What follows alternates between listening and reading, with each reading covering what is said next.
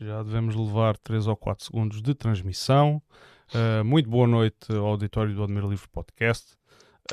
Bem-vindos a mais uma emissão. Esta emissão é um bocado...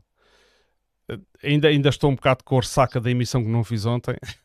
Portanto, estou com muita vontade de fazer esta.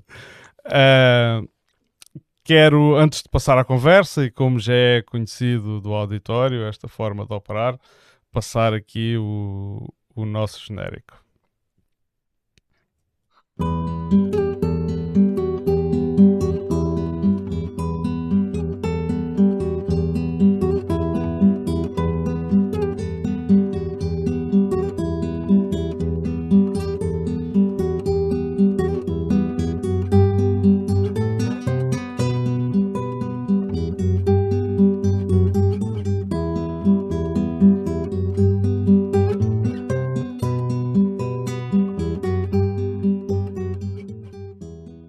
Admira Livre Podcast.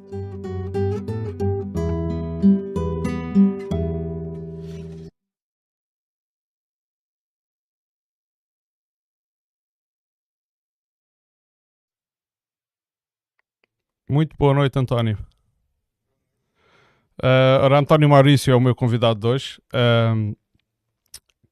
Quem reparou no cartaz viu que hoje iríamos conhecer uma organização denominada o Sindicato do Proletariado, que por acaso é um sindicato. Sendo assim, como eu já disse, o nosso convidado António Maurício está aqui para representar essa organização e para percebermos um pouco como é que surgiu e porque é que surgiu e falar um pouco também da sua visão da sociedade e daquilo que é o trabalho sindical. António Maurício, se calhar antes de avançarmos, pedia-te para te apresentares ao nosso auditório. Então, muito boa noite a todos os que estão a ouvir a nossa podcast direto e àqueles que irão ouvir futuramente. Portanto, como disseste, o meu nome é António Maurício, sou trabalhador de trabalho no Metar, sou operário operador de Metar, tenho 53 anos, sou sindicalista há mais de 5 anos. Acho que está feita a apresentação, não há assim mais nada de relevante. Vou-te pedir, houve aqui um espectador que estava atento e por acaso me avisou. Eu esqueci-me, não tinha levantado o teu som e peço imensa desculpa e vou-te pedir novamente para repetir essa parte para te apresentares. Então, cá vai agora com o som. Sim. Portanto, sou operador de ETAR, trabalho portanto, no setor do ambiente, tenho 53 anos, sou sindicalista há mais de 25 anos. Primeiro como delegado sindical e depois mais tarde já com funções na direção do meu sindicato. E, portanto, cá estamos. Acho que é isto. Mas aquilo que ainda há bocado estávamos a falar em off e eu estava a dizer, aquilo que me despertou curiosidade neste sindicato foi precisamente a apresentação, o grafismo com que se apresenta. O vosso símbolo é uma roda dentada e um martelo, portanto, alusivo à foice e o martelo. É uma simbologia que eu diria atrevo-me a dizer que nos dias de hoje eu não quero dizer que está em desuso, mas a verdade é que, como vamos poder constatar, se calhar, da nossa conversa mais para a frente, e vocês que estão no terreno e a promover o vosso sindicato se devem ter apercebido, existe pelo menos uma reação natural a esse tipo de simbologia nos dias de hoje. E eu achei curioso, porque vi o vosso anúncio. E desde quando é que existe este sindicato? Este sindicato surgiu, portanto, a 1 de maio. Portanto, foi lançado a 1 de maio. É muito recente. Portanto, no dia do trabalhador. Sim, tem 1 mês e meio. Um mês e meio. Assim. Sim, e ainda mais, por isso eu fiquei ainda mais sabendo disso, ok? Já sabia de antemão disso. Ainda mais curioso pelo facto de terem escolhido esse grafismo e essa simbologia. Não, nós assumimos essa simbologia. Portanto, não temos nada a esconder-se. Queremos que as pessoas saibam ao que viemos. Portanto, nós somos comunistas, pertencemos, a maior parte dos membros do sindicato são militantes do PCTP-MRPP. Não queremos esconder isso, portanto, mas a ligação também fica-se por aí, até porque legalmente não poderemos ter ligação direta a nenhum partido, não é? Aliás, não há nenhum sindicato que tenha, portanto, declaradamente ligação a um partido, apesar de, pronto, haver, como nós sabemos, ligações, nomeadamente do PCP à CGTP, não é? Aqui neste caso, portanto, a ligação é essa, é que a ideia até surgiu no seio dos militantes do PCTP-MRPP de criar um sindicato diferente dos que existem, portanto, um instrumento que possa organizar os trabalhadores, os milhões de trabalhadores que estão completamente desorganizados, que não têm nenhum instrumento que os organize, que os defenda. Portanto, um sindicato diferente dos outros que basicamente tem a sua clientela, digamos assim, entre aspas, a sua clientela habitual. Eu gostava de entrar são os funcionários públicos e os, sim, a burguesia assalariada, digamos assim. Eu gostava de desmiuçar um pouco esses termos, se não te importares. Mas antes queria te perguntar se o Durão Barroso sabe aquilo que vocês andam a fazer. O Durão Barroso... Isso é uma provocação. O Durão Barroso não faz parte do partido. Eu por exemplo, sou sou militante do PCTP-MRPP há pouco mais de 2 anos. Portanto, a história do Durão Barroso foi curta no partido. Ou da Ana Gomes, pronto, a Ana Gomes também. Da Ana Gomes igualmente também. Não teve assim uma história de muito relevo no partido. Muito pelo bem. Que se conhece. Foi uma provocação da minha parte. Aí há tempos, eu quando vos descobri e vos contactei, ainda não sabia muito sobre vocês, lá está, eu, como sindicato recente, se calhar tinham 15 dias naquela altura quando falámos. E eu depois fui à procura de mais informação e encontrei um artigo da Visão pelo jornalista João Amaral Santos, que eu confesso não li o artigo todo porque ele é pago e eu não estou para assinar a Visão, sou muito sincero, não é, acho que é um desperdício. Mas há lá uma frase que eu ainda consegui ler que diz assim: esta linguagem, portanto referindo-se à vossa linguagem, tem uma marca, mesmo que a assinatura PCTP-MRPP não esteja lá. Pronto, e ele no fundo acusava-vos ali de serem o PCTP-MRPP renascido em forma de sindicato. Sim, ele faz essa provocação, o artigo todo alude a isso, portanto é uma provocação, o artigo foi pedido e nós depois não controlamos. O camarada que deu a entrevista disse muita coisa, teve praticamente, se não me engano, 2 horas a falar com ele, aquilo foi resumido num curto artigo, né? E aquilo não passou de uma pequena provocação do jornalista. Ele tirou as ilações dele e expôs a opinião dele sobre o que foi dito nessa entrevista. Basicamente foi isso. Muito bem. Sobre nós, na página do Sindicato do Proletariado, pode-se ler o seguinte: o Sindicato do Proletariado é um instrumento ao serviço dos trabalhadores que se propõe romper com o sindicalismo elitista, burocrático, oportunista e reformista, correia de transmissão de interesses de transmissão de interesses pequeno-burgueses. Isto é... Vocês recusam de todo que os outros sindicatos não representem trabalhadores, como tu, por exemplo?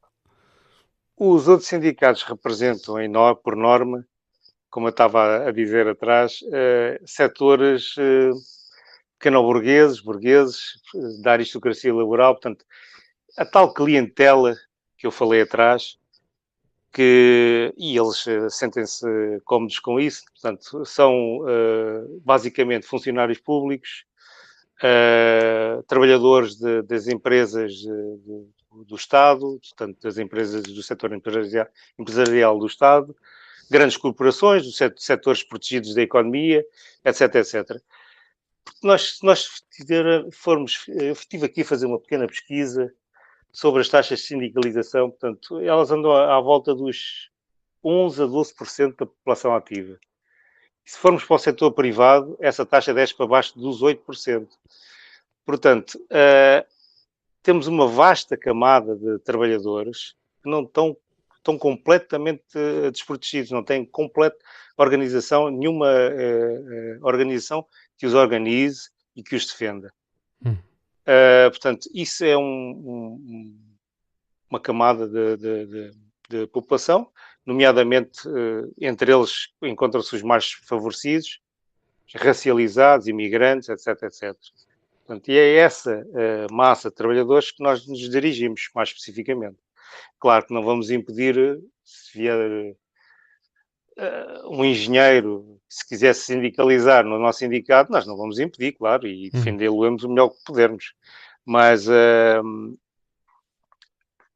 o nosso fito, o nosso objetivo é organizar, portanto, essas camadas da população mais desprotegidas. Portanto, o tal sindicalismo reformista não se preocupa em defender. Tu utilizaste aí um termo que eu achei curioso, que era aristocracia laboral. São os técnicos.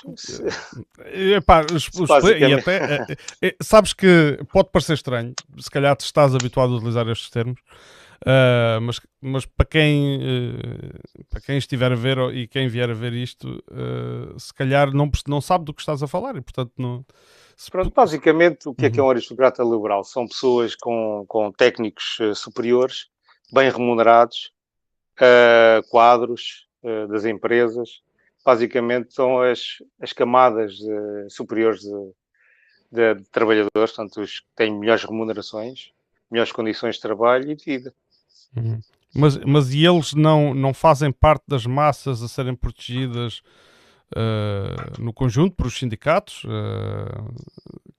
Não é o nosso fito, não é o nosso objetivo organizar. Portanto, o nosso objetivo é bem claro, é organizar camadas da população que estão completamente esquecidas pelo sindicalismo mais tradicional. Ok. E nós dirigimos basicamente e objetivamente a essa massa laboral. Muito bem. Consiga ainda ler e vai ao encontro do que estás a dizer.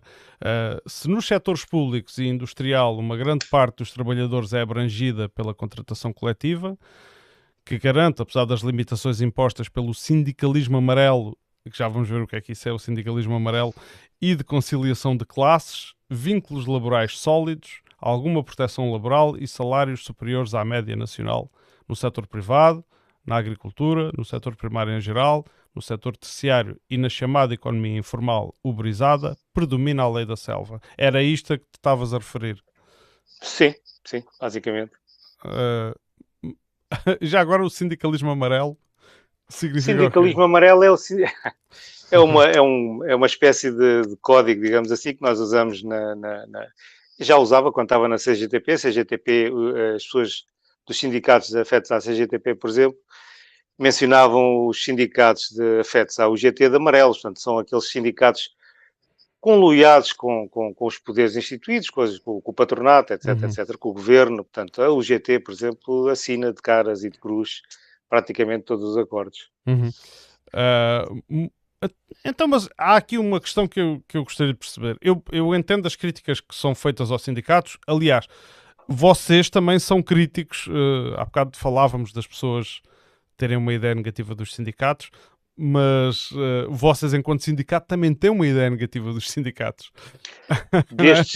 Destes sindicatos, sim, como eu atrás disse. Claro. Portanto, são sindicatos que se preocupam com uma com um determinado setor da população ativa, que nós dizemos que são a sua clientela habitual, e sentem-se confortáveis com esses, porque são as parcelas que lhes dão mais rendimentos em termos de cotas, têm melhores salários, etc, etc. Eles sentem-se cómodos com isso, não se preocupam em representar, e as taxas de sindicalização dizem-nos isso, não se preocupam em alargar a outros setores. Portanto, Uhum. Nomeadamente, o que eles representam?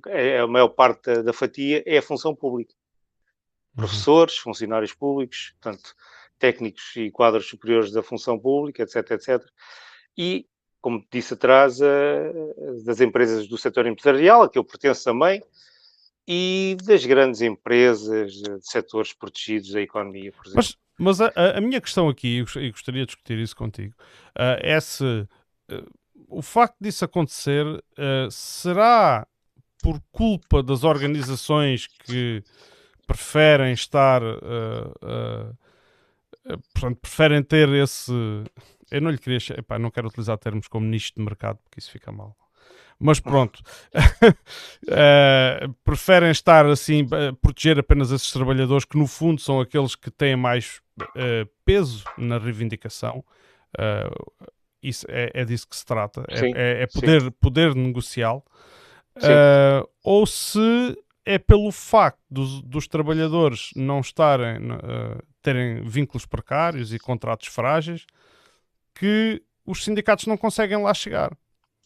Porque sabemos que quando o vínculo é precário, se o trabalhador de repente for proativo, se quiser organizar e sindicalizar, etc., pode ser vítima de alguma ação por parte do patrão, Sim, mas ainda que nós, dissimulada. exato, Uhum. exato, nós conhecemos esses problemas e tentamos organizar um sindicato que tenta ultrapassar esses problemas. Por exemplo, o trabalhador que tem um contrato precário, é evidente que se sindicalizar, provavelmente terá como destino o despedimento. Ao fim do Uhum. contrato, vai embora. Não Não é é o renovado. despedimento, não é renovado o contrato. Uhum. Nós, para evitarmos isso, as pessoas temos uma hipótese das pessoas, damos a hipótese das pessoas se sindicalizarem e pagarem a quota por débito direto. Portanto, sem o patrão saber. Portanto, o patrão não tem que saber que ele está sindicalizado. No entanto, ele tem uma organização que o defende, que o poderá, em caso de necessidade, defender e lutar pelos seus direitos Uhum. e dar-lhe informação e apoio jurídico. Mas, por exemplo, na eventualidade de se organizar uma ação de luta, Sim. aí é necessário uma tomada de posição clara por parte dos trabalhadores que pertencem a essa organização. E, Sim, aí os trabalhadores terão que assumir uhum. isso mesmo. Portanto, Não é essa, fácil, essa ação pergunto eu. não é fácil, exatamente, não é fácil. Mas nós estamos cá para isso mesmo, para organizá-los e para, nesse, nessa ação e durante essas lutas, consciencializar o trabalhador do seu papel na sociedade e de quão desequilibrado é a sua relação de trabalho entre ele e o patrão. Portanto, Uhum. Quando, um dos principais objetivos nossos é a consciencialização do trabalhador. muito bem. Aí, o que é que. Como é que vocês são recebidos quando tentam abordar as pessoas? Pronto, o sindicato existe há pouco tempo. Nós estamos ainda na fase da campanha, não é? Estamos a tentar divulgar o sindicato, fazendo distribuições à porta das fábricas. E aí, como podes adivinhar, nós já estamos à saída do trabalhador, Uhum. tanto do seu dia de trabalho, ou estamos no horário de entrada. Há muito pouco tempo para se abordar o trabalhador, para falar com calma. Mas aqueles que temos abordado, por exemplo, no meu caso, alguns são receptivos e contam-nos os problemas que têm. Uh, de uma forma geral, são receptivos.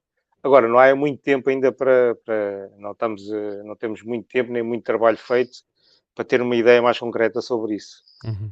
Mas há pouco em off dizias-me que quando entregam o folheto e observam e constatam a simbologia que vocês utilizam nos Pois. vossos folhetos, qual é a reação? Que reação é normal encontrar? A reação às vezes não é melhor por causa dessa tal simbologia e da associação que as pessoas fazem a essa simbologia.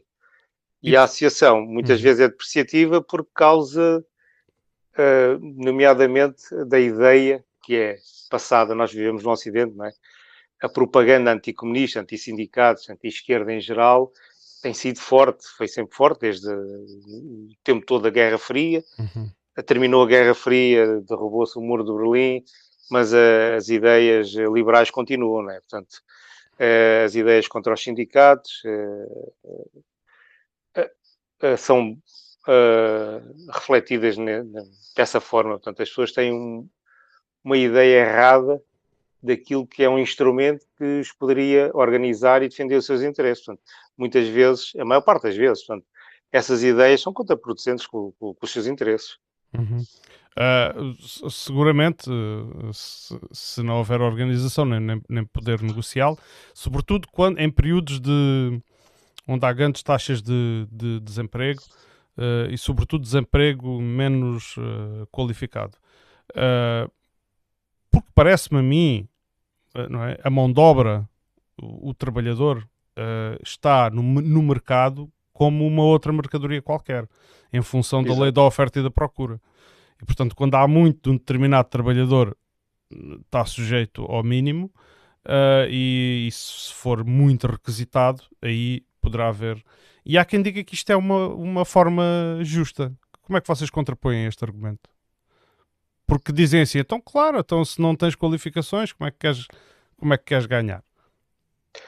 Portanto, isso é a visão liberal da sociedade que nós temos, a tal visão meritocrática da sociedade, de que quem tem um canudo merece ganhar mais, quem está num posto de chefia merece ganhar mais, e muitas vezes quem produz nem sequer são essas pessoas, portanto, esses técnicos ou essas chefias, ou o doutor ou o engenheiro, quem produz a riqueza do país e de uma empresa é quem trabalha, é quem produz. O que é que te ocorre no pensamento quando, por exemplo, e como agora recentemente temos tido notícia de algumas greves, nomeadamente dos transportes, aí na zona metropolitana de Lisboa, e cada vez que eu vejo uma notícia dessas, dada no telejornal, aquilo que vejo é uma correria dos jornalistas ao pé das pessoas e a perguntar-lhes como é que se sentem e em que modo é que aquela greve lhes dificultou a vida.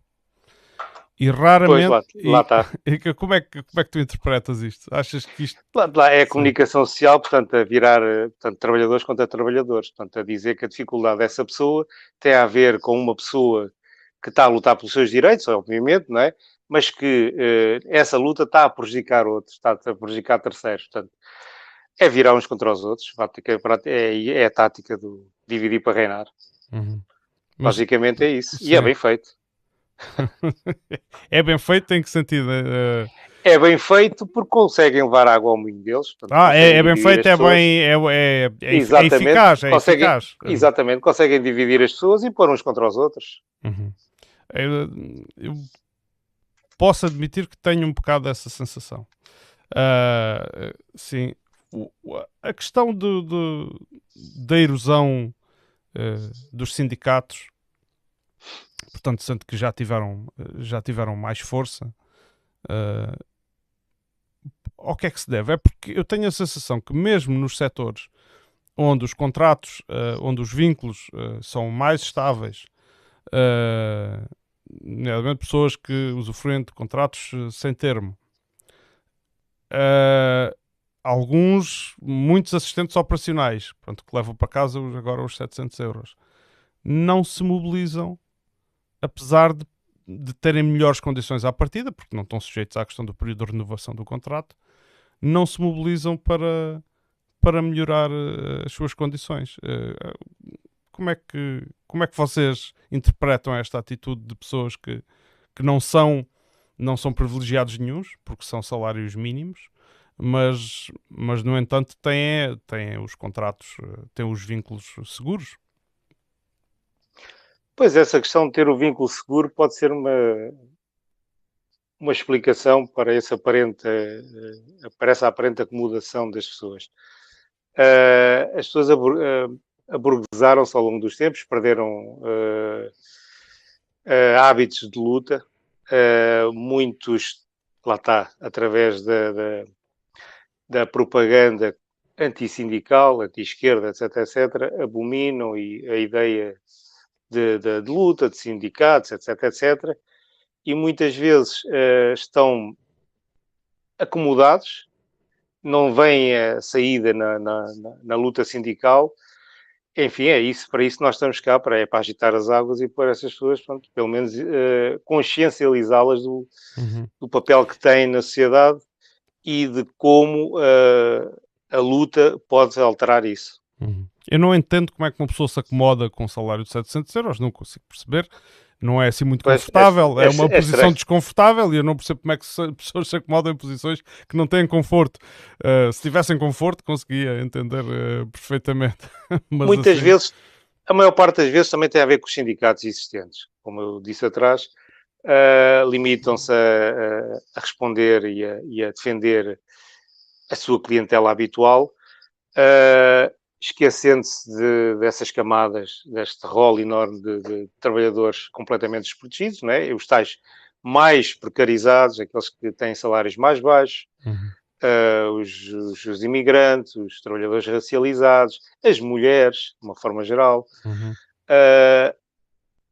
E não havendo organização, não havendo um sindicato, um órgão, uma comissão de trabalhadores, por exemplo, que os organize, é difícil individualmente as pessoas tomarem alguma atitude. Vocês têm em conta, há um argumento que eu ouço muito mais à direita, argumentos mais liberais que dizem que não, então como é que faz sentido reivindicarem mais se não vão produzir mais? Isso, como é que vocês, quando vos... eu não sei se até alguns trabalhadores vos apresentam estes argumentos, porque isto é uma claro, noção, é uma noção exato. dominante. Isso é a noção, exato, isso é a narrativa dominante, exato. São as narrativas liberais que dizem que o patrão, o patronato, as empresas só podem dar aumentos se a produção, portanto, a melhorar, se houver aumento de produtividade. Ora bem, toda a riqueza de uma criada, não é? É criada por quem trabalha. Portanto, agora, há uma parte que fica com a maior fatia. Portanto, e quer cada vez ficar com mais ainda. E então, arranja narrativas para justificar tanto o rapinanço, tanto a forma de cada vez ficarem com uma parcela maior é ir enganando os trabalhadores com ideias dessas, não é? Muito bem. Vocês dizem também no vosso site o seguinte: necessitamos de sindicatos de classe que não cedam à burguesia patronal, que defendam única e exclusivamente e de forma intransigente quem trabalha, que saiam na defensiva e passem ao ataque. Podes elaborar isto do passar ao ataque? O que é que então, o que é que difere dos outros sindicatos? Então, é o seguinte: os outros sindicatos limitam-se realmente a fazer as lutas dentro daquilo que nós chamamos as leis burguesas, dentro daquilo que é permitido, etc, etc. Nós, como sindicato, pretendemos ser um sindicato diferente, representar camadas desprotegidas da população. Nós pretendemos ir até onde os trabalhadores quiserem, adotar formas de luta, qualquer forma de luta que os trabalhadores pretenderem ter. Portanto, se um trabalhador achar que uma greve de um dia não chega, poderemos chegar até greves de 2 dias, outro tipo de greves. Por exemplo, não há só a greve da ausência no trabalho, aquela em que o trabalhador aproveita e vai para a praia, por exemplo. Poderemos fazer greves de zelo, por exemplo, em que o trabalhador está na empresa e durante 1 ou 2 horas, o tempo que for determinado, para a produção, por exemplo. E isso até é uma vantagem, porque o trabalhador acaba por nem perder o dia. Portanto, depois há outras formas de lutas, mais radicais. Nós estamos disponíveis a organizar os trabalhadores dentro daquilo que eles acharem que dentro daquilo que eles pretenderem fazer. Uhum. E, portanto, é dado adquirido para vocês que sindicatos, por exemplo, que são simpatizantes do PCP, não o fazem, não recorrem a isso para não agitar as águas. É essa Não, a vossa não. ideia? Por exemplo, eu vou dar um exemplo. Aqui há uns anos houve uma tentativa de uma greve geral e com uma manifestação na Ponte 25 de Abril. Não sei se te lembras disso. Isso de quando aumenta as portagens? Estás a falar Não. não estás a falar da Maria da Não, Ponte? Não. não estou a falar dessa altura. Uhum. Estou a falar de uma manifestação que houve, com uma greve geral, com uma manifestação que houve, ainda era o Arménio Carlos, ainda era o Ok, secretário-geral então da foi, pronto, CGTP. Portanto, muito mais recente, sim, sim. exato. O que é que ele pretendia? Pretendia, portanto, fazer uma marcha sobre a ponte 25 de Abril, e as autoridades e o Estado, o Governo, proibiu a marcha, dizendo que aquilo seria muito perigoso para a estrutura da ponte, por causa do movimento. Eles chamavam aquilo, como é que era, aquele movimento sincronizado, Uhum. poderia provocar danos na ponte e etc, etc. Proibiram com essa desculpa. Ora, isto é uma desculpa sem fundamento nenhum. Então faz-se lá uma maratona Está aqui um ouvinte a dizer que foi a 24 de novembro. de que ano Novembro. já agora? Novembro.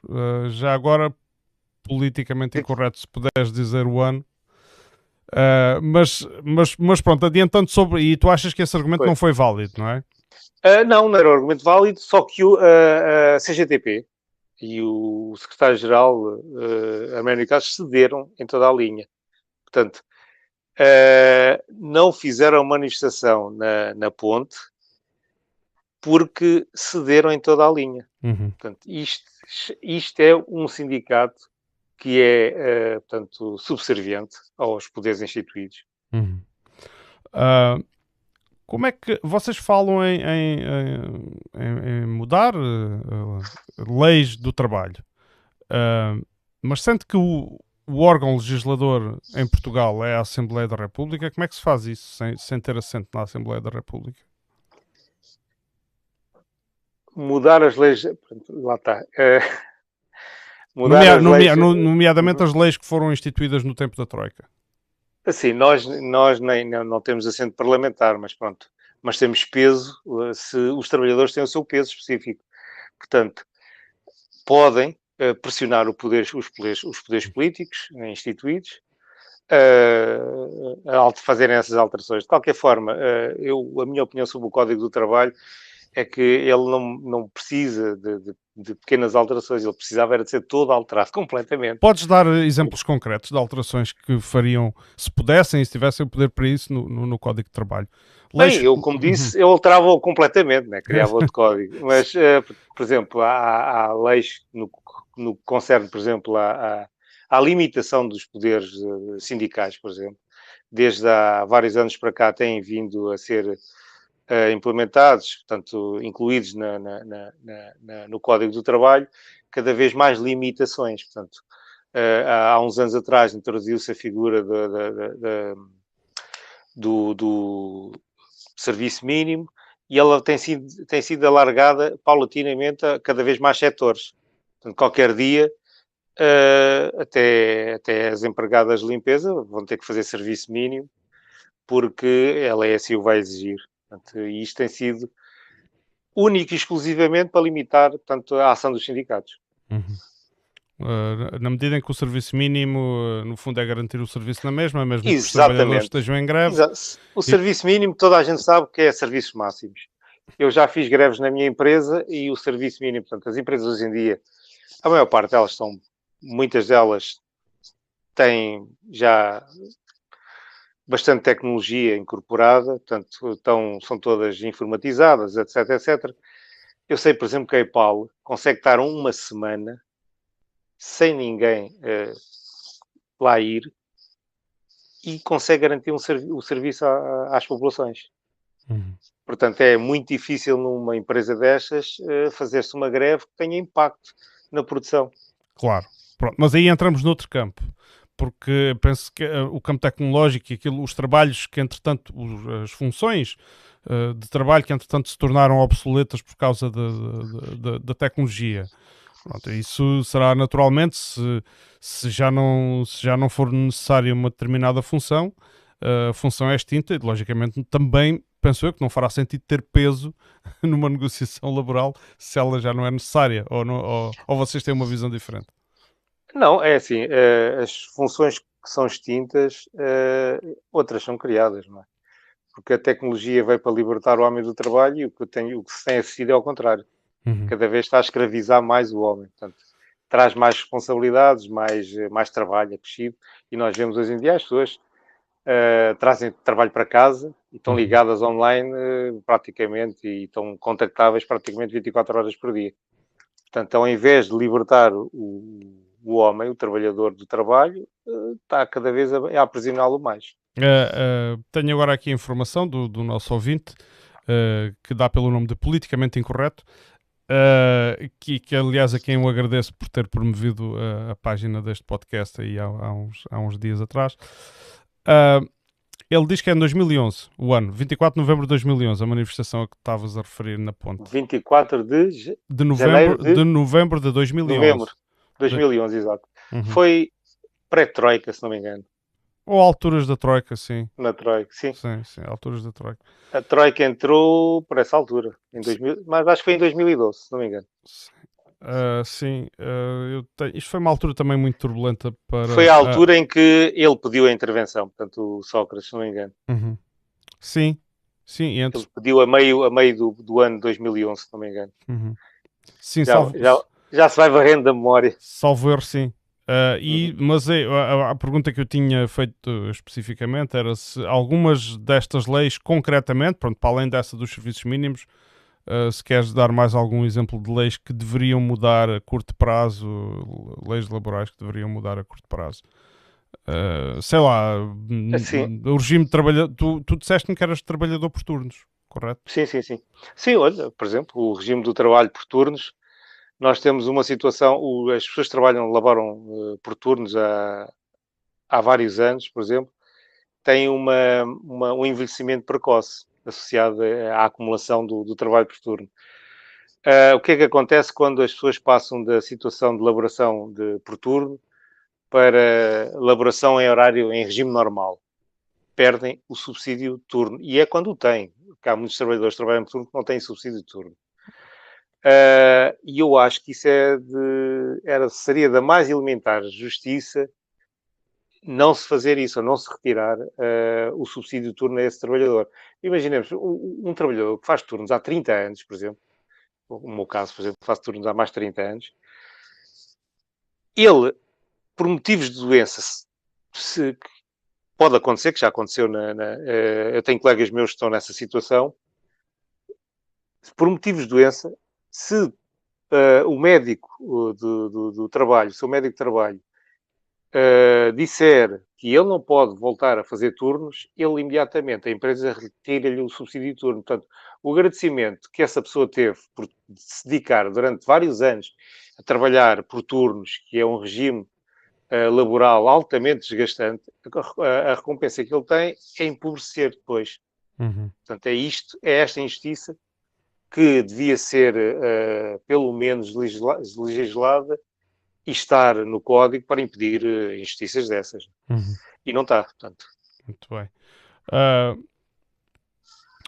Vocês representam aqui, vocês pertencem ao Sindicad, não é? O Sindicato, Sim. Sindicato Esse Nacional é o nome técnico, exato. dos Trabalhadores, Agropecuária, Indústrias Transformadoras, a Construção, Comércio, Retalho, Hotelaria, Serviços de Limpeza e Segurança. Sim. Como é que está a vossa representação nestes setores? Bem, o sindicato, como dissemos logo no início, como eu disse logo no início... Já tem algum contrato coletivo assinado? Não. Nós temos um mês e meio de elaboração, portanto, até os associados ainda não são assim muitos, né? Estão na casa das dezenas, portanto, somos ainda um sindicato ainda a gatinhar, digamos assim. Uhum. Portanto, o peso institucional teremos, provavelmente, daqui a alguns meses, Se calhar até daqui a um ano ou dois, se calhar, não sei. Isto vamos ver. Vamos Uhum. andar com a dificuldade e com a alergia, digamos assim, que as Vós- pessoas têm dos sindicatos. Eu prevejo que não seja fácil, mas vamos tentar. Qual é a vossa área de influência neste momento? Ou pelo menos a área onde vocês pretendem estabelecer-se? Eh, Uh, área geográfica, refiro. A área geográfica, para começar, é o país. Para começar, é onde nós temos militantes. Portanto, é no norte, ali a zona de Aveiro, Porto, a zona de Coimbra, Leiria. Portanto, a faixa litoral do norte até Setúbal. Nós não temos ninguém, neste momento, não temos militantes ativos no Alentejo e no Algarve. No interior temos algumas pessoas também, Castelo Branco, Guarda, Viseu. Uhum. Portanto, o nosso alcance geográfico será primeiramente nessas regiões. À medida que formos arranjando, portanto, pessoas para o sindicato e sindicalizados, depois elegeremos delegados sindicais, a partir daí, provavelmente o nosso alcance será maior e será a nível nacional. Vocês têm alguém na vossa estrutura oriunda de fora, de outros países, de língua, por exemplo, não portuguesa? Uh, Imigrantes? sim, temos de imigrantes, mas são de língua portuguesa, são brasileiros e dos PALOP. Ok. Não tem ninguém da Ásia? Eu pergunto isto porque eu vivo numa zona onde. Da Ásia, tenho-me a mim, por exemplo. Eu nasci em Macau. Portanto, sou filho de um português que foi fazer a tropa a Macau e, bom, pronto, casou-se lá com uma natural de Macau e aqui Uhum. estou eu. Muito bem.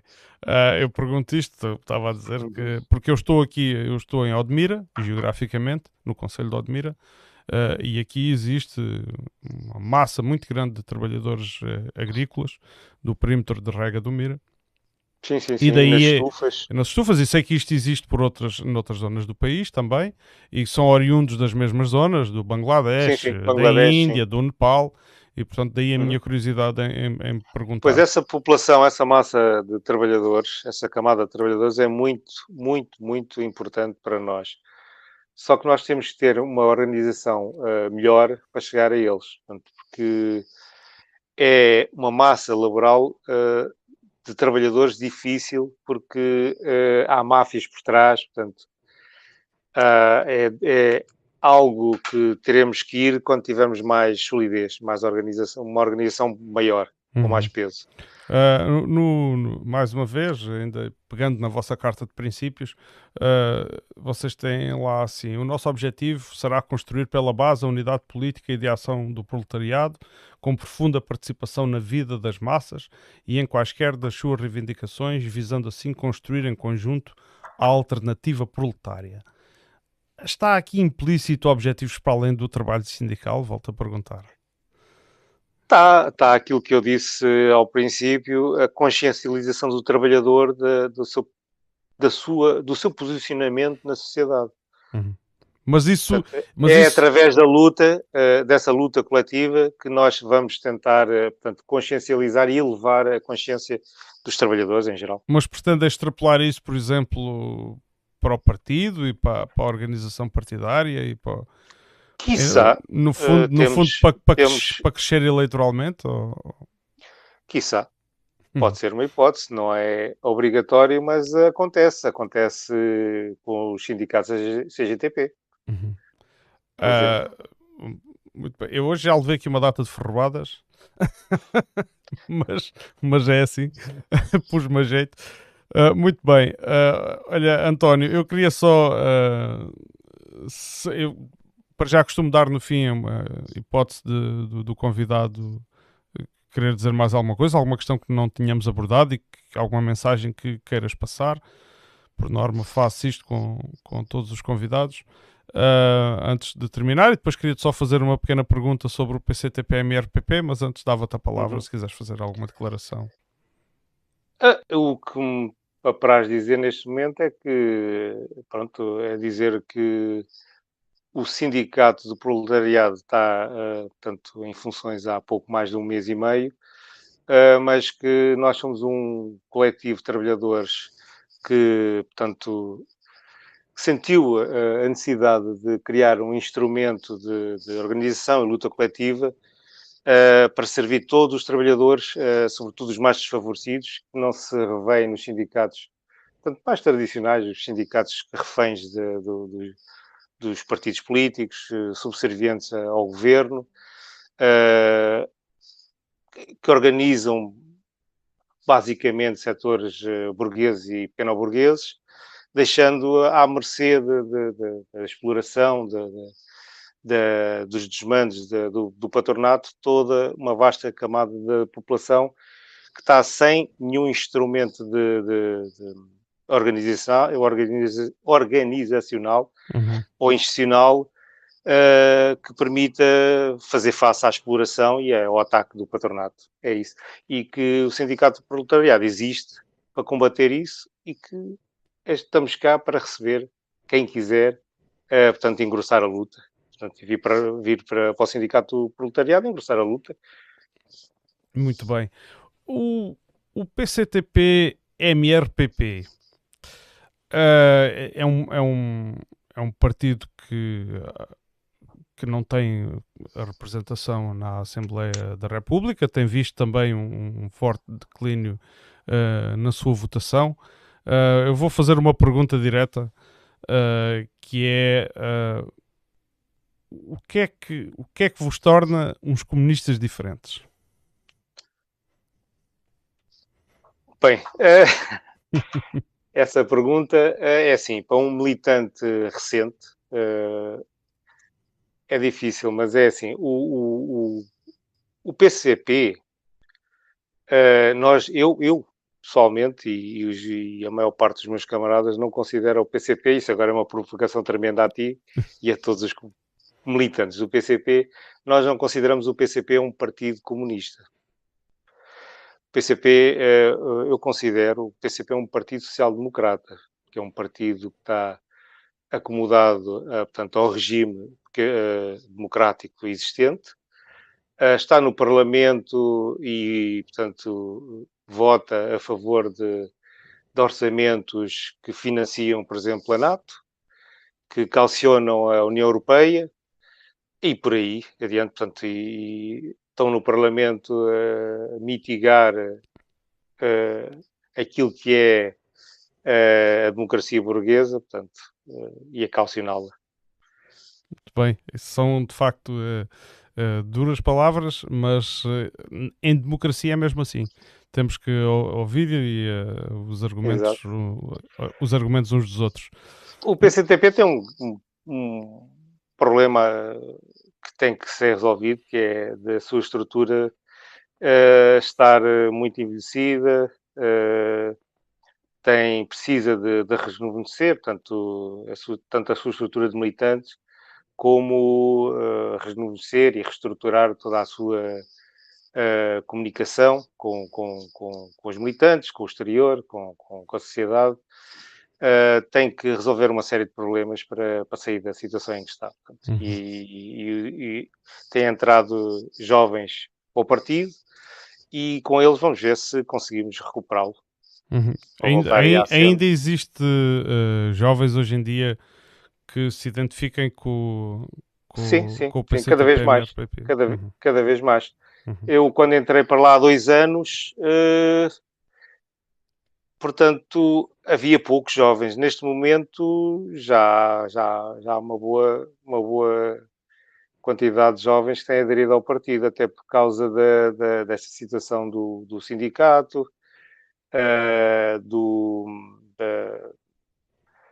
das redes sociais, porque nós falamos, os jovens, a maior parte deles têm redes sociais, várias redes sociais, comunicam uns com os outros, vão falando. Portanto, nas redes sociais, se reparares e andares a pesquisar, nas redes sociais há grupos que falam de política, normalmente, e muito conotados com a esquerda, com o comunismo.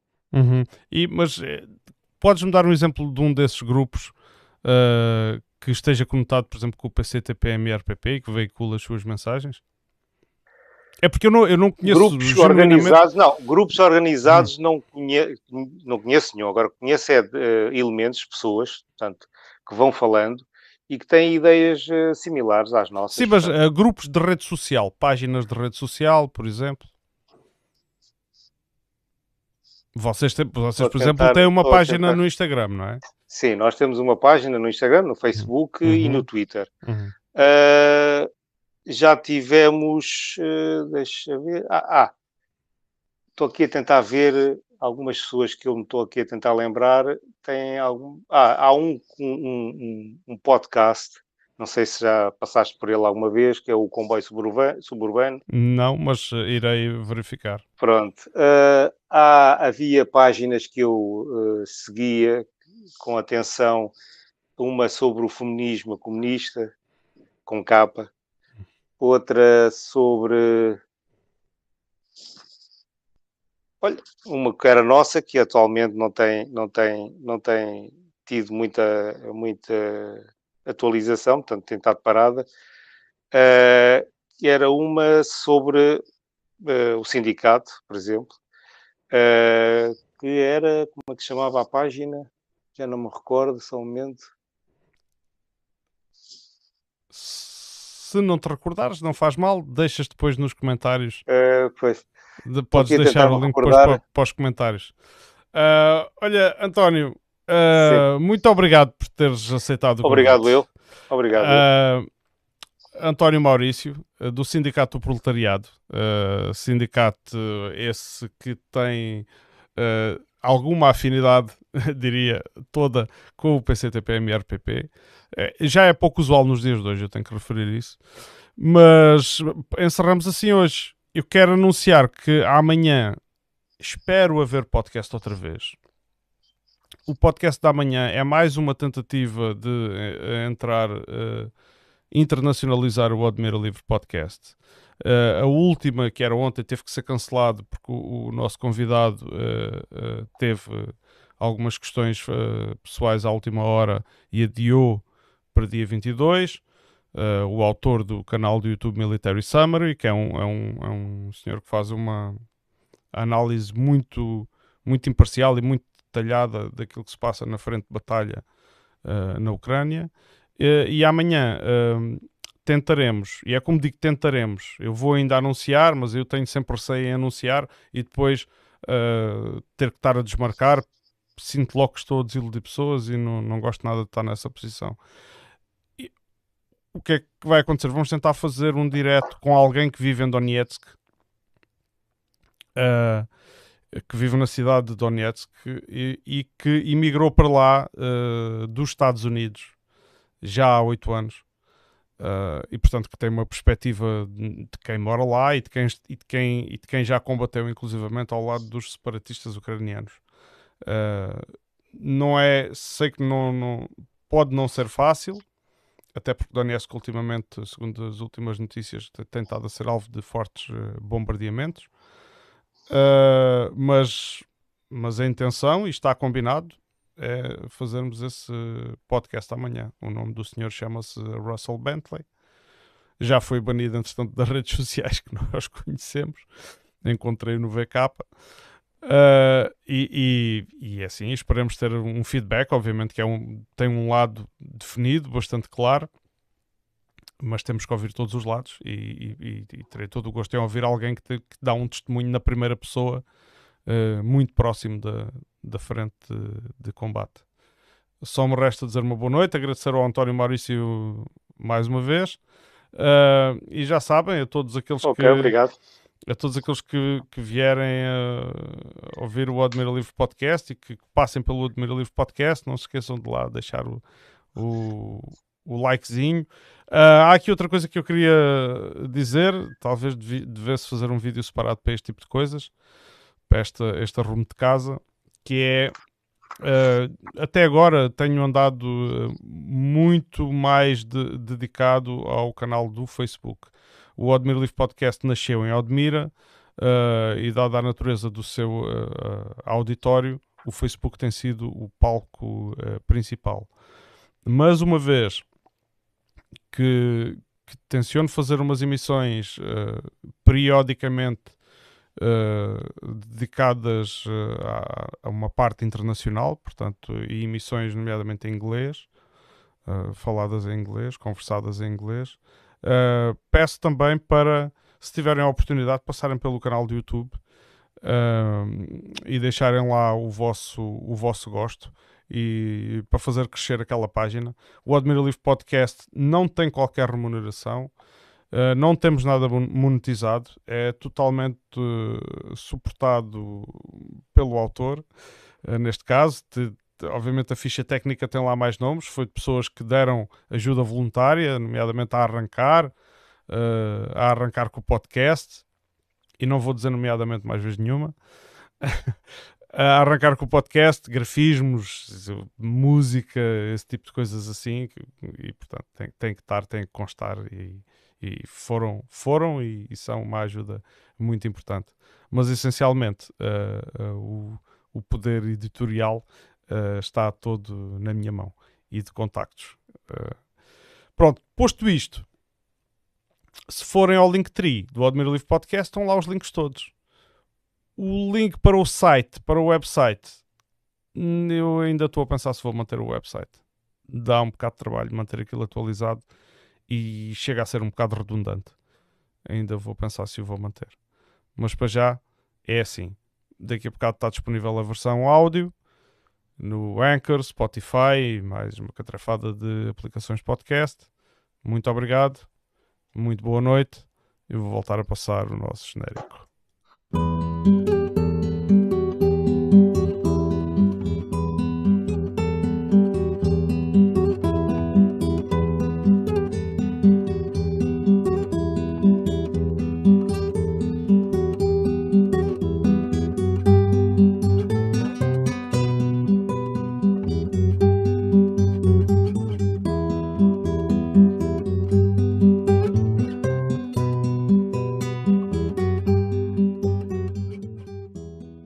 Admira Livre Podcast.